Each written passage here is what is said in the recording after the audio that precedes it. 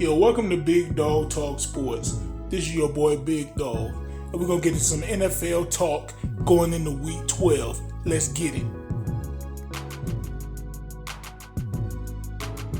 Alright, man, so let's get into the Big Dog Elite 11 Power Rankings.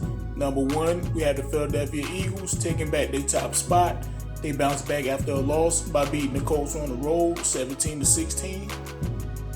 Number 2, we have Travis Kelce, Patrick Mahomes, and the Kansas City Chiefs.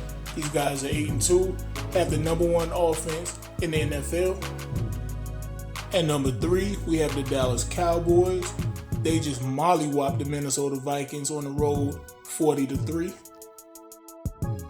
Ranking at number 4 is the Minnesota Vikings. They were number 1 last week until the Cowboys came into their home and beat Dookies down their leg. And ranked number 5 is the Miami Dolphins. They're 7-3 right now. They've been undefeated since Tua came back from injury.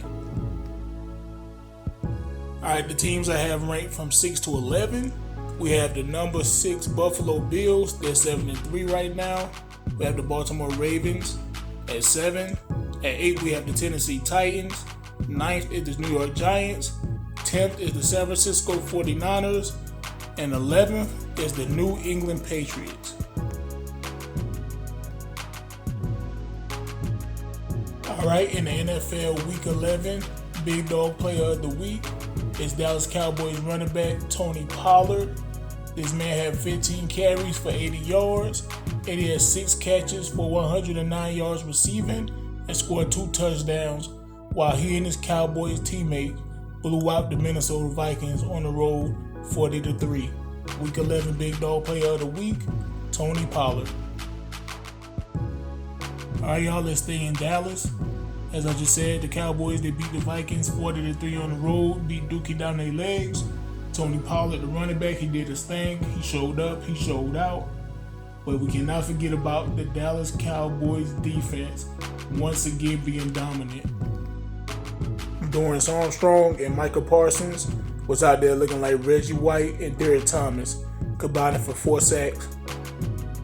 That Cowboys defense recorded 7 sacks total, plus they had 13 hits on the quarterback.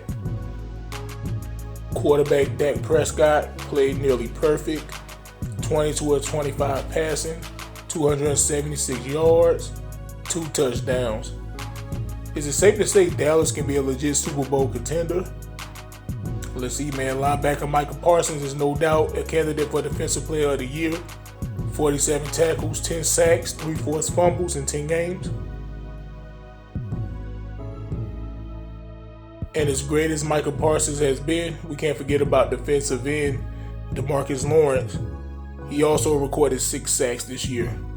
And I believe running back Tony Pollard, I believe he's the true number 1 running back right now. Sorry, Zeke. The Cowboys, they're ranked 7th in the NFL in scoring, and they're ranked number 1 in points allowed. They are truly one of the beasts from the NFC East. The way they're looking right now, a first-round exit should be totally unacceptable. And of course, the Cowboys, they have a game this Thursday on Thanksgiving. They'll be facing their NFC East rivals, the New York Giants. This is a tough team to face on a short week, but I believe Dallas has the team good enough and tough enough to handle their business. I will be on my 3rd or 4th play watching. Alright, let's take a trip to Florida, Tampa Bay. The Buccaneers right now, they're 5-5, and they're on a 2-game winning streak. They play the Cleveland Browns this weekend. I think a lot of people are expecting them to win this game to get their record up to 6-5. Maybe the Buccaneers are starting to get it together. One thing about the Bucs, though, is their defense has been doing their thing all season long, only allowing 18 points per game, which is 6th in the NFL. And all this crazy talk saying Tom Brady has been looking bad or struggling over the hill. When Tampa Bay is 5th in the NFL in passing yards, he's completing 66% of his passes. So Tom Brady's not the issue. You know, the running game is the problem. I addressed this a few weeks ago. Tampa Bay's running game is the problem. They have the worst rushing attack in the NFL. Now, week 10, Rachaad White, running back for the Buccaneers, he balled out against the Seahawks. Maybe they need to let him just be the number one running back, to get the starter duty, because Leonard Fournette just ain't been it, man. I'm not saying at age 45 Tom Brady is the same as he was at age 29 or 30, but I believe he still can win. I mean, bro, he's fourth in the NFL in passing yards. He only has one interception. He has the defense to make the Buccaneers a dangerous postseason threat. Head coach Todd Bowles, he got to figure something out with this running game. Alright, so let's take a trip to the West Coast and talk about them San Francisco 49ers. Them San Fran boys been getting healthy. That San Fran defense has been locking things down. They faced the Arizona Cardinals Monday night, and Arizona quarterback Colt McCoy, man, in that second half, all he seen was darkness. It got dark for him in that offense. San Francisco, they shut the Cardinals out in the second half. They did the same thing to the LA Chargers last week too.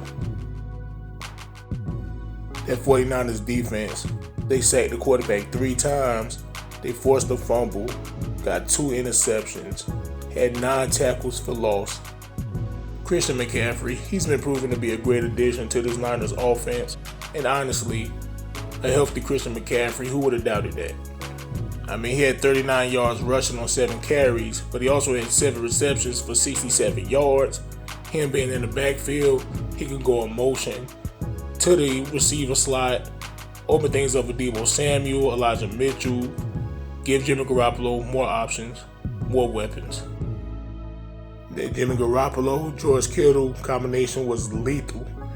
Jimmy, he threw 4 touchdowns, and Kittle had 2 of them. George Kittle, man, the other week after they beat the LA Chargers, he said that violence is the key to victories, and that's what they bring. The 49ers, they play violently, not only on defense, but on offense, trying to tackle George Kittle, Deebo Samuel, Christian McCaffrey. They're going to try to lay into you, get that extra yard. It's going to be physical. So these guys, they bring violence, man. And on defense, you know what Nick Bosa about. You know what Fred Warner about. You know what Hufanga's about. Physicality. Quarterback Jimmy Garoppolo, he gets a lot of criticism. Sometimes fair, sometimes unfair. But this year, man, he's thrown for 2,159 yards, 15 touchdowns to only 4 interceptions. And he's completing 67% of his passes. He's played pretty well the first 10 games of this season. Well, he played 9 games. Trey Lance started the first and got injured in the second. The 49ers, they're now 6-4, and they are in first place of the NFC West. They have the home game against the New Orleans Saints this week. Alright, so let's take a trip to Boston, Massachusetts, and talk about the New England Patriots. The Patriots, they beat the New York Jets in the low-scoring game, 10-3, extending their winning streak to 3 games, making their record 6-4. They are a team flying under the radar, just like I predicted. They have one of the best defenses in the NFL. They only allow 17 points a game, which is second in the league. Coach Bill Belichick is still proving that he is one of the best coaches in the NFL with this roster. I don't think there's too many coaches that can have a winning record with this roster, to be honest. I predicted the Patriots to be a solid team this year. Not a Super Bowl contender, but a pretty good team. Simply because Bill Belichick is the coach. And I felt with this roster, Bill Belichick and very few could make this team, pretty formidable. Their linebacker Matthew Judon has been terrorizing opposing teams. So far in the first 10 games, he has 40 tackles. He's leading the NFL with 13 sacks right now, putting pain on opposing teams' quarterbacks. Right now, the Patriots, they are third in the AFC East Division, and they're only a game behind the Miami Dolphins and the Buffalo Bills at this point. They have a tough game on the road, facing the Minnesota Vikings on Thanksgiving. Alright, lastly, we're going to take a trip down to Miami. The Dolphins, man, they're 7-3 right now, and they're on a 4-game winning streak. They just mollywopped the Cleveland Browns 39-17. Tua Tagovailoa, he's 7-1 as a starter in 2022. And the loss he has is versus the Bengals, where he got injured in the second quarter. In my opinion, Tua is the front runner for the NFL's Most Valuable Player Award as of Week 11, going into Week 12. Over 2,200 yards, 18 touchdowns to only 3 interceptions, and he's completing 71% of his passes in 8 games played. Miami is second in the NFL in passing yards. That Tua, Tyreek Hill, and Jalen Waddle combination is one of the most dangerous quarterback-wide receiver combinations today. Tyreek Hill, he's leading the NFL in receiving yards with 1,148. The Dolphins, man, they put up a lot of points, but they also give up a lot of points. They allow 24 points per game, which is ranked 22nd in the league. They are hosting the Houston Texans this Sunday. I'm expecting the Dolphins to extend their winning streak to 5 games against Houston. All right, man, so that's the end of NFL Talk with your boy Big Dog. Subscribe, hit that like, leave a comment, share. Big Dog out.